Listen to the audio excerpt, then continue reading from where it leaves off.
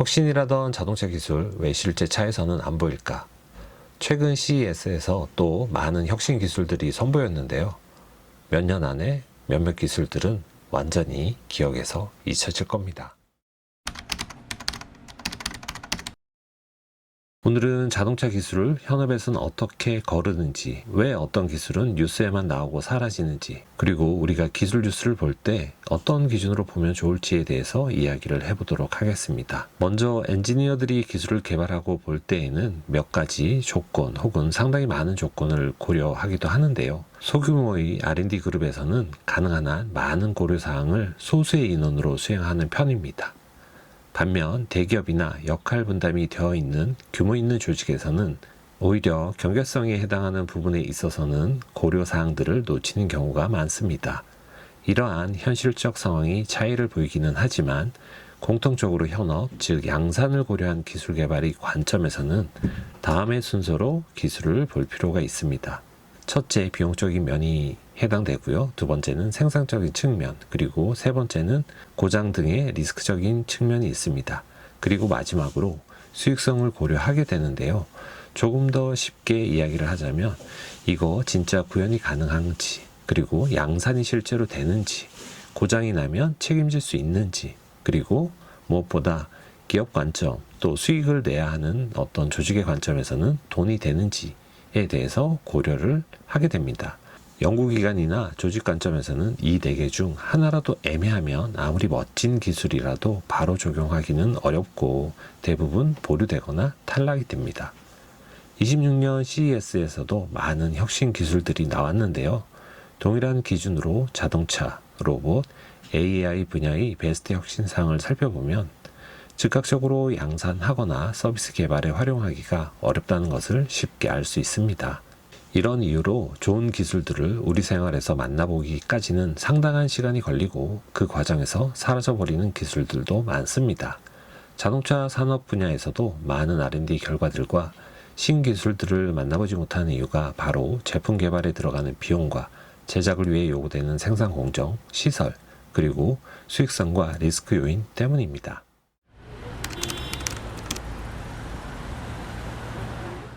제품과 서비스 단계에서는 안전과 법규적 요소가 고려된다고 볼 수 있습니다. 자동차는 운전자뿐만 아니라 보행자 등 우리 주변의 모든 사람들의 안전이 보장되어야 하는 프로덕트입니다. 그렇기 때문에 법적으로 안전을 보장하기 위한 장치들이 마련되어 있고 지속적으로 보완, 추가되고 있습니다. 즉, 아무리 좋은 기술이라도 법이 허용 안 하면 못 씁니다. 그리고 인증을 받지 못한다면 기업 입장에서도 해당 기술을 팔 수 없습니다. 자율주행 관련해서 기사를 보게 되면 완전 자율주행이 눈앞에 있다, 이런 말이 굉장히 요즘 많이 나오고 있습니다. 사실 자율주행에 필요한 요소 기술들은 이미 개발이 다 되어 있습니다.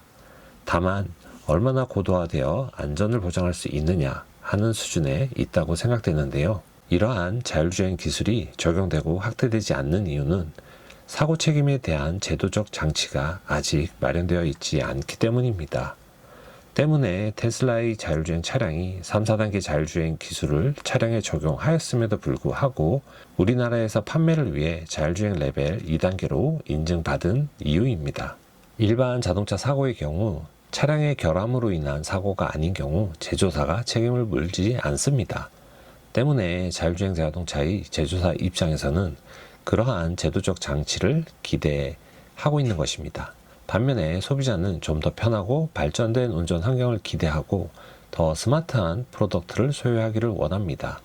저는 이것이 테슬라 자율주행 자동차에 사람들이 열광하는 이유라고 생각합니다. 즉, 기술이 부족하거나 없는 경우가 아니더라도 책임질 수 없는 영역이 부담스러울 경우 해당 기술은 적용되지 않는 것입니다. 이러한 관점에서 테슬라의 자율주행 기술 레벨을 2단계로 인증받아 제조사 책임 부담을 완화한 것은 매우 영리한 전략이었다고 생각됩니다. 다음으로 가장 중요한 고객 관점에서의 고려 요소가 있을 수 있습니다. 고객의 사용 편의성과 기술 매력도에 대한 부분인데요. 엔지니어들은 정의된 문제를 지식과 경험을 통해 합리적인 솔루션을 도출하는 사람들입니다.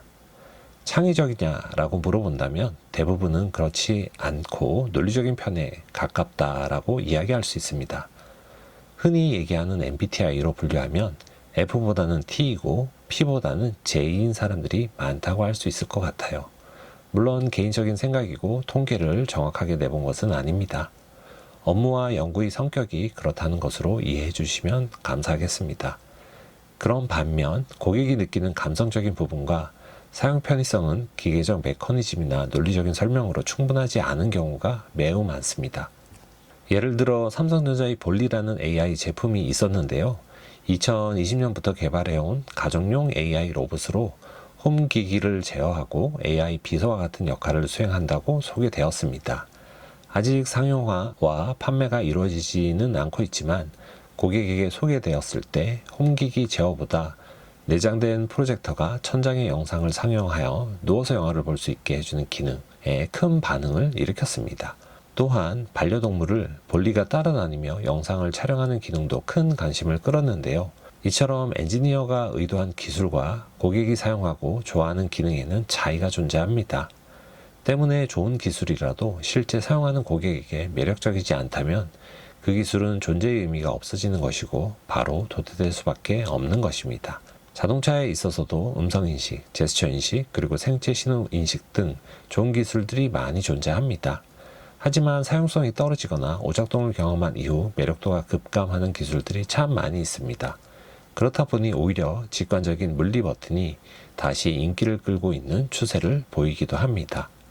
이러한 이유들로 현업에서 기술을 선보이는 단계로 진입할 경우 다양한 UX 시나리오를 고려하고 있는데요. 이 부분은 논리적인 영역이라기보다는 직관적인 영역이고 매우 큰 부분 운이 작용하는 영역이기도 합니다. 이렇게 CES 등에서 소개된 많은 재미있는 기술들이 차량에 적용되지 않는 이유를 엔지니어 관점, 법규적인 요소, 그리고 고객 관점에서 이야기해 보았는데요. 단순하면서도 복잡한 영역이 기술 개발의 영역인 것 같습니다. 고민과 노력이 반드시 필요하지만 성공적인 기술로 정착하기 위해서는 운이라는 요소 역시 반드시 필요한 부분입니다. 아쉬운 것은 운의 영역은 우리가 예측하기 매우 어렵다는 것인데요. 그렇기 때문에 개발 영역에서 더 치열하게 고민하고 연구해야 하는 것 같습니다. 지금도 더 나은 기술 개발을 위해 연구하는 많은 사람들이 있는데요. 다시 한번 감사드리며 늘 응원하도록 하겠습니다. 오늘 영상을 통해 앞으로 기술을 볼 때 그 뒤에 숨어있는 연구자, 개발자들의 노력을 조금이라도 알아봐 주시면 감사하겠다는 인사를 드려봅니다. 영상 봐주셔서 감사드리고 이상 더리지였습니다.